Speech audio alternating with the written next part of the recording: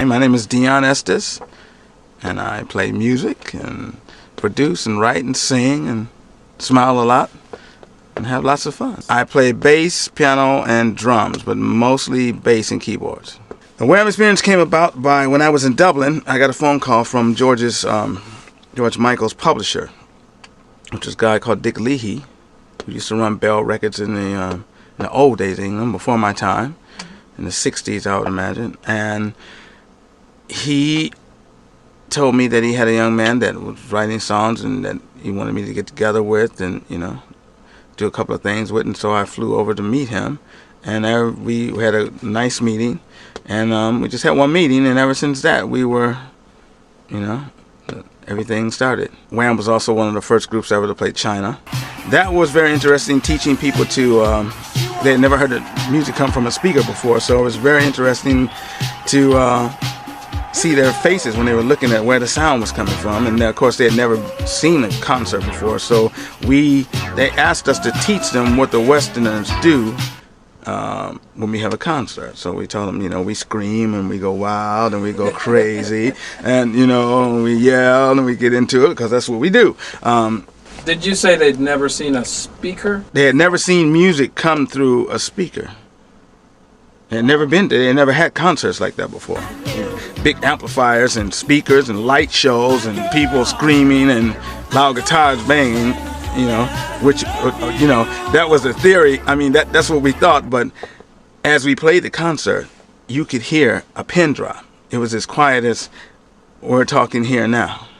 It's the quietest I've ever played Wake Me Up Before You Go. Actually, it was very quiet, and it was very dramatic. I mean, they got up and danced a little bit, but then the police arrested a lot of people for dancing.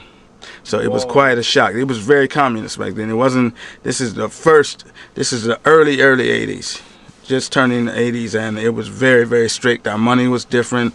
Everybody's in China now. In China, everybody's going to China. Everybody's doing these things with China now. The opening dinner was really like Indiana Jones. You had fire dancers.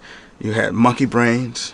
You had, and you're representing your Western country. So, some of these things, you just have to do, because you're like the first. So, the table with the little eels or snakes that move that you're supposed to swallow and all these little things. I thought it was quite interesting. When I saw Indiana Jones, I went, wow, it's just like that. That's the way it was. I'm still in contact with George and the management, and I just did a biography on the Biography Channel, which did 25 years of George Michael. So I just did that about 3-4 months ago, and that was quite a lot of fun. I know too that George Michael's did Don't Let the Sun Go Down. Yeah, I did that too. You did that? Oh yeah, we did that at Chicago Stadium live. Fantastic. What was that like? It was great. That was awesome. It's great. Well, Elton's always been one of my favorite people. Elton is an amazing person and an amazing songwriter and musician, and we all became very close at that time. And we did Elton's album Nikita. I did that, and then that's what me and George did, Wrap Her Up, and then I think Nick Kershaw was on that album. There's been talk about a reunion. I don't know if those are rumors or, I haven't heard anybody say to me directly, but I've heard a lot of talk about it. Are you looking forward to that? If there was going to be a Wham reunion, that would be great, of course.